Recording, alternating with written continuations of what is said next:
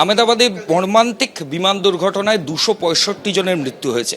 আমার সঙ্গে এই মুহূর্তে রয়েছেন প্রাক্তন chief of air staff Arup Raha. যে ঘটনা আহমেদাবাদে ঘটেছে, আপনার বিশ্লেষণ? দেখো, খুব মর্মান্তিক একটা দুর্ঘটনা হয়েছে। এত লোক মারা গেল, প্যাসেঞ্জার্স, ক্রু, তাছাড়া গ্রাউন্ডে যারা ছিল, where it crashed, I believe a medical college, some hostel. Very sad, very rare. এটা একটা সাচ মর্মান্তিক দুর্ঘটনা। তবে দুর্ঘটনায় ফ্লাইটে যে হয়নি আগে তা তো নয়, অনেক বড় বড় দুর্ঘটনা হয়েছে, এর থেকেও ভীষণ সাংঘাতিক মর্মান্তিক ঘটনা হয়েছে। তবে এইটা যে হলো, এর মনে হচ্ছে যা বিশ্লেষণ এ পর্যন্ত হয়েছে যে engines lost power, there was a power loss in the engines. আর তার ফলে অ্যাট দ্য ক্রিটিক্যাল স্টেজ, যেখানে জাহাজটা সদ্য টেক অফ করলো, ট্রাইং টু অ্যাক্সেলারেট, স্পিড খুব কম, হাইট কম। হাইট আর স্পিড ছাড়া না একটা জাহাজকে রিকভার করা একটা এমার্জেন্সি থেকে খুব মুশকিল। তো দুটোই যখন এত কম ছিল, তখন যদি পাওয়ার লস হয়, তখন জাহাজটাকে রিকভার করা খুবই মুশকিল।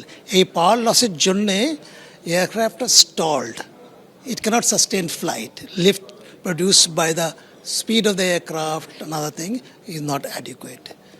So এর ফলে it stalled and crashed into the ground. তো এত রকম একটা সাংঘাতিক ক্ষতি হয়ে গেল সবার। কিন্তু এখন ইনভেস্টিগেশন হবে, ব্ল্যাক বক্স পাওয়া গেছে, flight data recorder, cockpit voice recorder, হ্যাঁ সব কিছুই পাওয়া যাবে। কারণ অল দ্য ডিটেলস, মানে এইটা সব রেকর্ড করে, engine parameters, flight parameters, control inputs, সব কিছু। So all that is recorded and you can interpret it in the laboratories where these are processed. আর সেখান থেকে ওরা জানতে পারবে কী কী প্রবলেম হয়েছিল। আপনার প্রায় 3400 ঘন্টা ফ্লাইট এক্সপেরিয়েন্স রয়েছে চালানোর।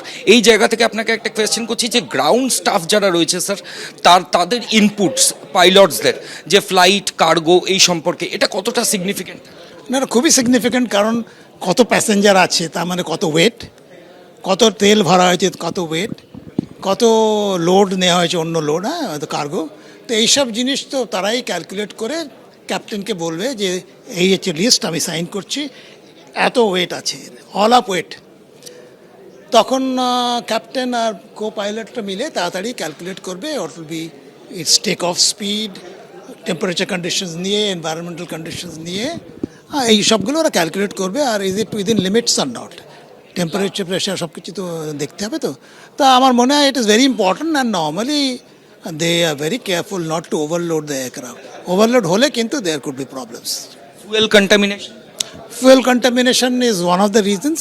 It has happened in the past also. You can't deny that such a thing is possible. So they'll be looking into it. Once they test the fuel, they'll know. যে browser থেকে fuel হতে দেওয়া হয়েছে, so they'll test that and see.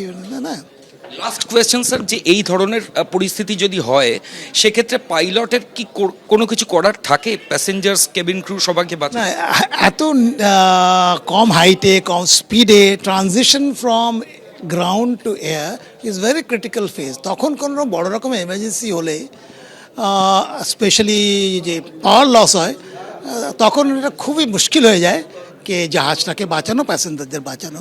So that is what has happened. So they don't have much that they can do. ওই জন্যই মেডে call হচ্ছে একটা standard procedure for emergency.